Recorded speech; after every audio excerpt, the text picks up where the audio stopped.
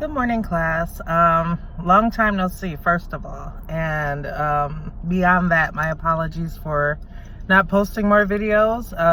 Around week 7, I would say, I was asked by a friend at maybe the last minute to work with her middle schoolers, grades 7 through 9, on a summer academy project teaching American literature.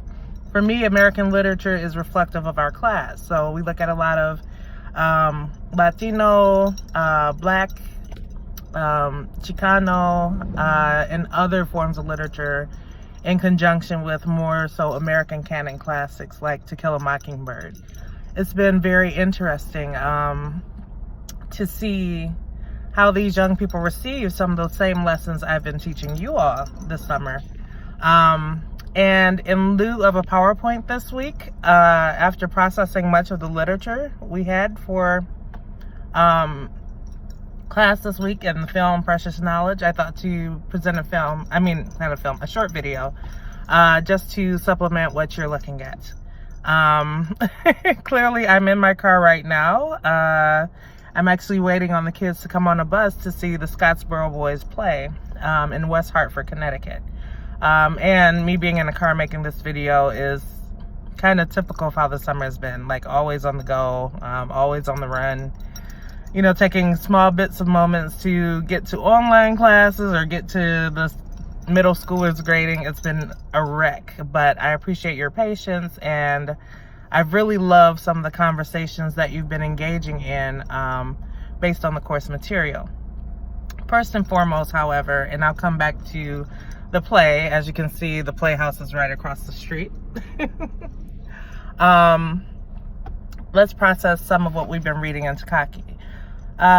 In part 2, we were introduced to like the impact of both the Indian removal, the increased migrations and consequent migration ban of some communities of color in the United States, and furthermore how some European immigrants who could and eventually chose to be included in the mass of white Americans were able to use municipal and state positions to get ahead. And regarding communities of color, during the late 1800s and the early half of the 20th century, coming into this part 3, there is a, how do I say, with the rise of the Industrial Revolution, or the Market Revolution, as Takaki writes, there is a rise in workers' organizing. There is mention of the Chinese immigrants and Chinese American workers combining forces with Mexican rural workers in order to get the rights that they deserve. And furthermore, there is a sincere connection between Black and Jewish workers and organizers to confront both anti-Semitism and anti-Black racism, in addition to other national labor and social concerns, especially regarding the instances of lynching of communities of color in the United States. And this is reflected, furthermore, to get to my point about the play, in the case of the Scottsboro Boys. Some of you might not have heard this history before, but some of you might have, if you've studied legal matters regarding race, racism, and civil rights in the United States. In 1931, upon a commuter train in Scottsboro, Alabama, or heading to Scottsboro, Alabama, there was a group of travelers. Some were vagrants, some were migrant workers. On board were 2 white women who happened to work as prostitutes at the time. And to be clear, I don't judge sex workers for their profession. And in this case, there's a very specific lean on class that impacts both the outcome and the circumstances of this event regarding these 2 women. And so a fight breaks out between some of the white passengers and Black passengers. And the car is pulled over, and, you know, the Black passengers were evacuated from the train. And suddenly these 2 women emerge, and instead of, you know, like saying, oh, we're migrants too, we're also vagrants and prostitutes, they say, oh, we were raped, you know, by a group of the black men. Kind of sounds like when they see us, but without the central involvement of law enforcement claiming that these young black men raped this white woman in Central Park. Needless to say, the young men were jailed. They were tried the first time, and all of them were given death sentences except for the youngest one, who was 13 years old. The others were no older than 20 years old. And so there are so many parallels between this case in 1931 and the case in 1989 with the Central Park Five. For, wow, upwards of a decade, these young men were in and out of court. Many of them were jailed despite their innocence. Even one of the women lied in court and said that, you know, this happened, and she maintained that to be her truth through her death. The other eventually turned her interest toward helping the young man escape charges because she was like, I'm wrong, and she was influenced by the Communist Party of the USA to tell the truth and to eventually become a communist herself and join her cause to their causes. And why this is important to what we're studying this week is that CPUSA is central to a lot of the worker struggles at this time. They are the ones inspiring African Americans to not only join their division, but also join forces with other workers of the United States, other workers of the world.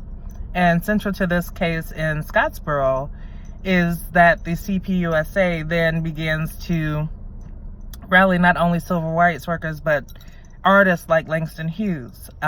They begin to send the mothers of the boys on world tours to promote their cause and to get support from places like Moscow and Russia, like black women who worked all their lives as sharecroppers in the South, or as domestics, you know, were suddenly flying to Europe on tours to like promote the cause of civil rights in the United States. This was an epic moment for civil rights in this country, and it was a multiracial effort. And as one documentary, which you could watch on Canopy, the same site that we've been watching for the other films assigned for the class, the Scottsboro Boys inspired one of the first multiracial instances of protest since abolition in the 1860s and 1850s. So like this was a very pivotal moment for not only American racial unity, for lack of better words, or interracial unity, but also like this kind of world focus on civil rights that would come to bloom in the 1950s and 60s. So when I speak of the Scottsboro Boys, I keep in mind that some of the things we're reading do focus on the real lived conflicts and issues regarding race relations in this country, but there are those bright spots, like the ways that people unified around these 9 young men, only one of whom lived to see himself pardoned by the state of Alabama, and, you know, was very emotional about not being able to sit alongside the other boys or, you know, ensure that others who are falsely accused do receive justice. But I think that he would be inspired in some forms that this is something that our nation is taking seriously and is giving real concern today in the 21st century. But with that in mind, you know, really focused on what Takaki is pointing out about laborers. This is something as a historian that he has had a sincere focus on through much of his scholarship, from his studies of Chinese migrants and Japanese migrants in his 2 former books, and the book that I had to read when I was in AFS 2600, Iron Cages. He was looking at the comparisons between would-be white workers in the United States, European immigrants like the Italians and Irish, as well as African Americans, Native Americans, Mexican Americans, and Chinese and Japanese migrant workers. But that aside, let's go back to Mexico for a second. Speaking of Mexican workers and the history of Mexico and like America and like the reshaping of borders, national borders and cultural boundaries, specifically,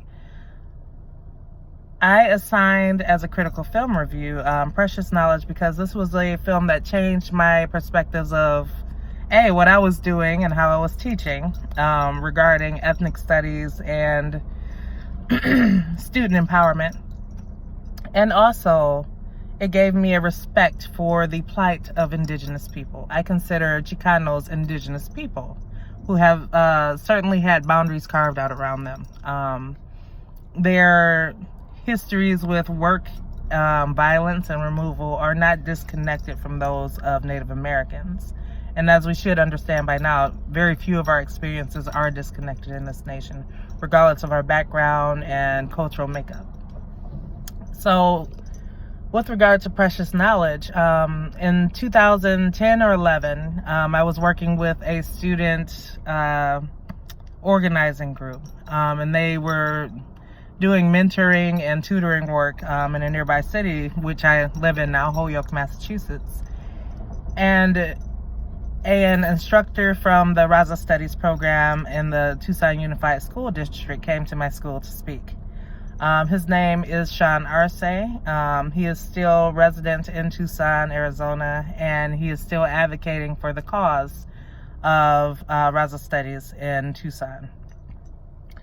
And hearing him speak about the issue and furthermore watching the video drove me to really closely follow what's going on there, because the ban on ethnic studies at Tucson Unified School District not only impacted that very school, those very students and teachers in that very program, but it also extended to University of Arizona State University, all these different institutions who had Black studies programs, gender studies programs, Mexican American studies programs. Like, there was no lightweight impact. This was state policy. These were politicians, governors, mayors, other municipal and state figures saying that this this program that essentially establishes knowledge of self is hateful, is exclusive of white people, which we can see in the documentary it is not.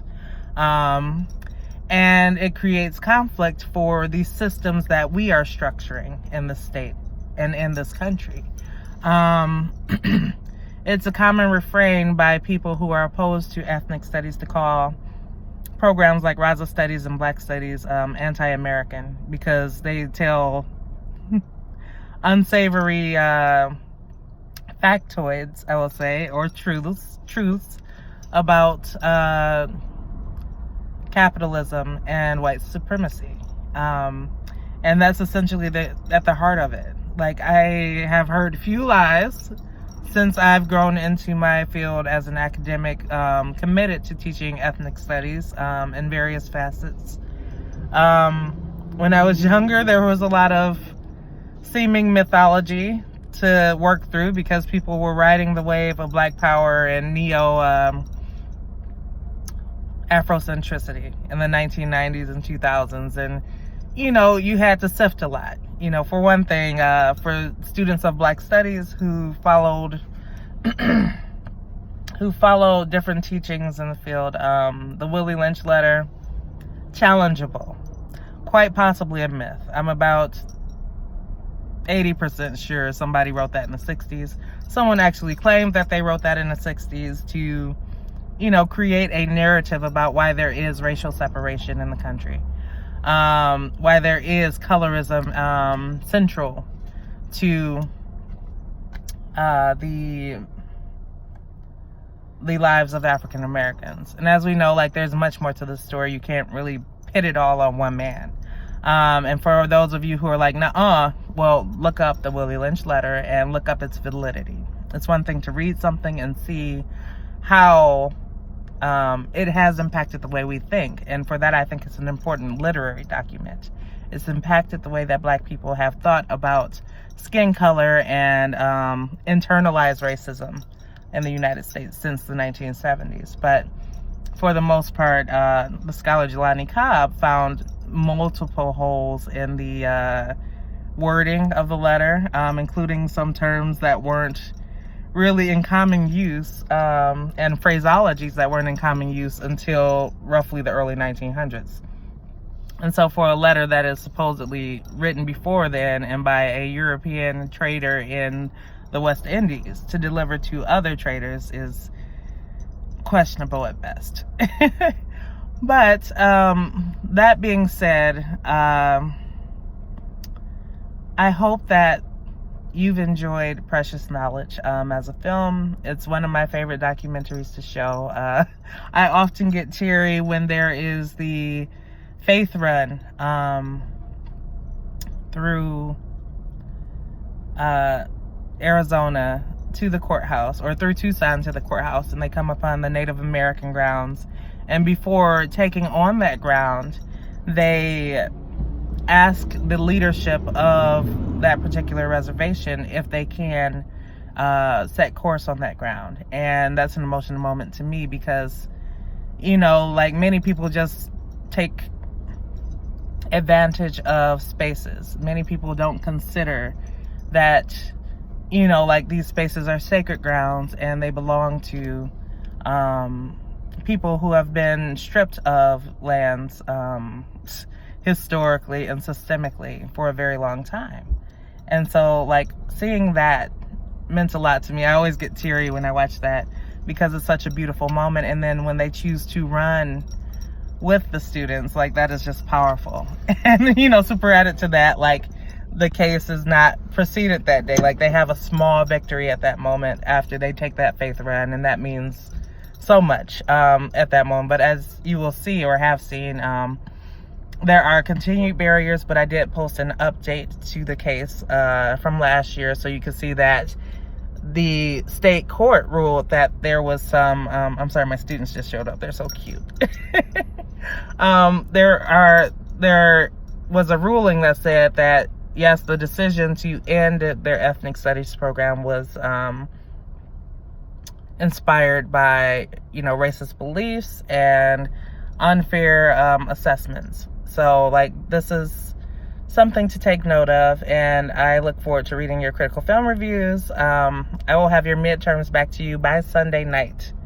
If they're not in your possession, your scores, please hold me to it. I'm not above reproach, and, you know, fill up my inbox.